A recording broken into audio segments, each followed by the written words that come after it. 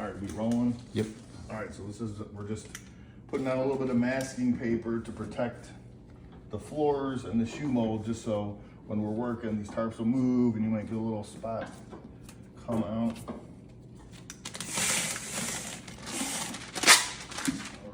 This paper, we're gonna put it on the actual shoe mold.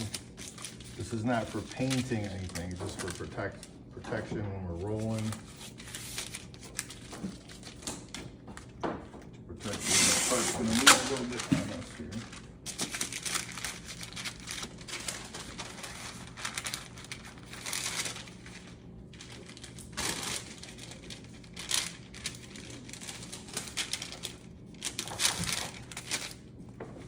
Just give us a little extra protection under the tarps, and we should do a little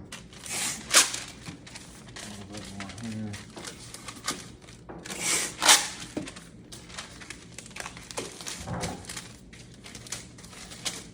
Just so we don't have any stuff exposed, same thing around here.